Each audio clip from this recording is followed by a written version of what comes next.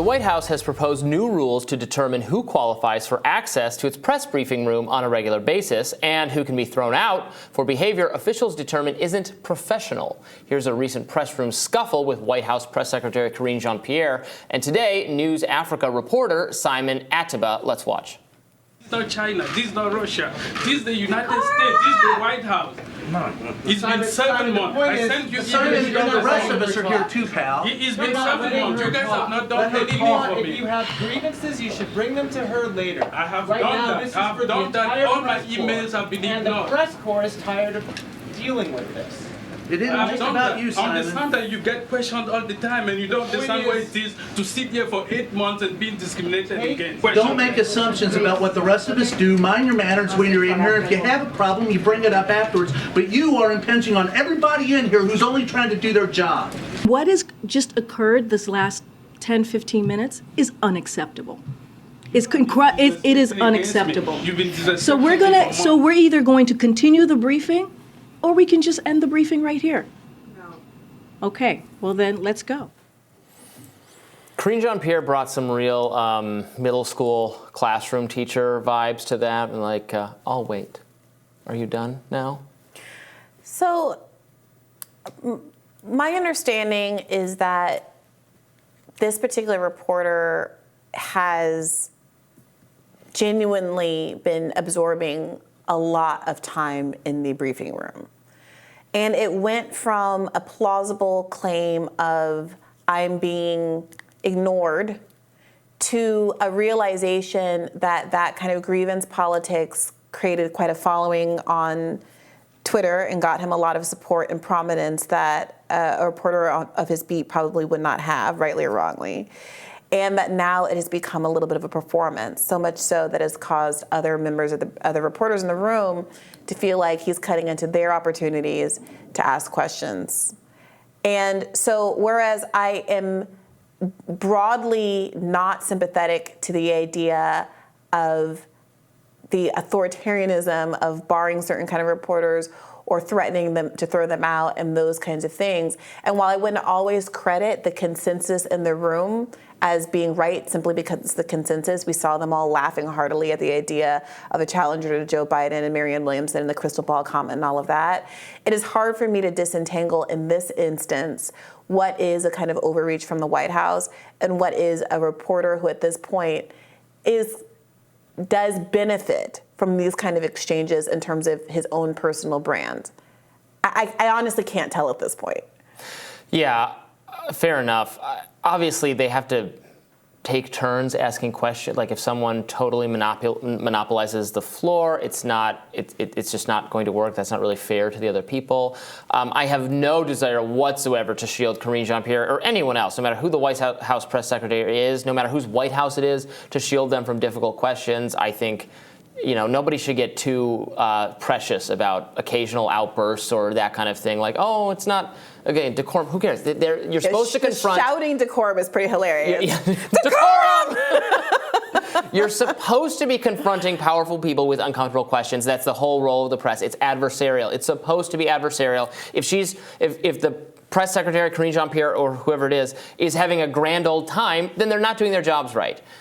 That said, it has to be enough of a your turn kind of thing. There have to be some rules, or else it's just not going to work. They're just not going to do them, and then that's everyone losing the opportunity to ask good questions. So I think it's fine to come up with some rules for how things are going to be, and that way you're not like arbitrarily throwing people out, and then everybody has to abide by that. Will the rules, if the White House's rules will be probably go too far in the like no one can ever make anyone uncomfortable ever direction, I would expect. Yeah. But I mean, look, there's certainly problems with the White House press corps and the kind of pomp and circumstance around it all. Just a couple of weeks ago with the White House Correspondents' Dinner, at which there was so much like self-congratulation and bloviating about the integrity of the press, at the same time that there was a Julian Assange protests outside and absolutely no conversation, no mention at all of that enormous abridgment of press freedoms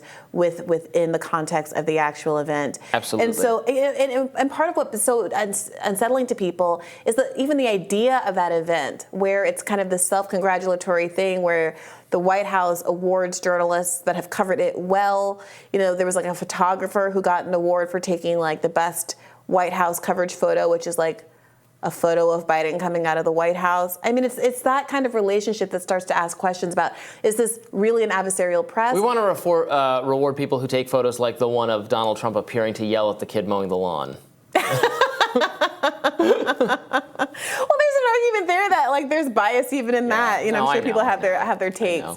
But you know, the idea of a White House Correspondents' Dinner is, you know, we can take the piss out of the president. You know, you can make jokes, you can make fun of him in front of them in front of their faces, and that it demonstrates that there really is a free press, and that these people who are making jokes at the president's expense aren't going to be hauled off to the gulag.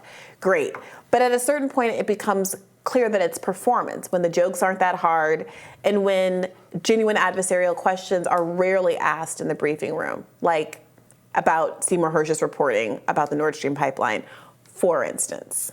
Yeah, absolutely. And the relationship between this White House in particular and much of the press is the opposite of adversarial. It's all. I mean, we talk about the kind of misinformation framing on everything. The idea that it's all about the irresponsibility of platforming anything that's too oppositional to Biden or too out there or too crazy, in a way that's doing the bidding of the administration for it. That's adopting a position that the mainstream press's role is not to provide information, but actually to suppress information that is too far outside their narrow constraints.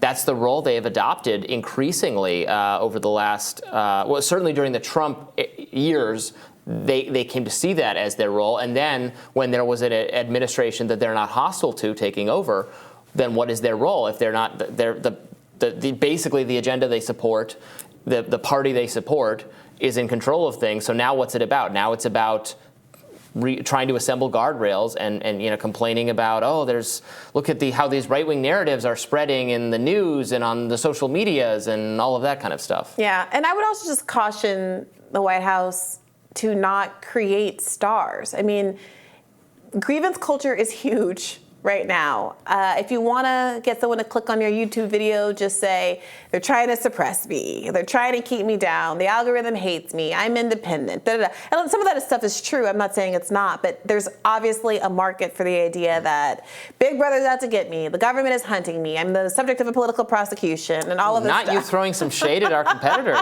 No, not at all. I mean, it's literally everyone on the internet. Tucker Carlson's doing it right now. Fox News out. I mean, and again, it's not that it's not true, but honestly, since everyone seems to have a grievance, it's like it all just starts to become a big puddle of muh.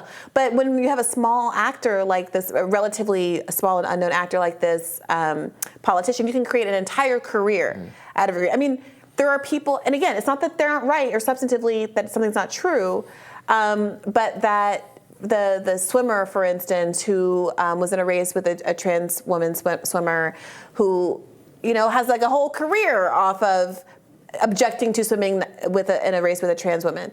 Substantively, that's fine.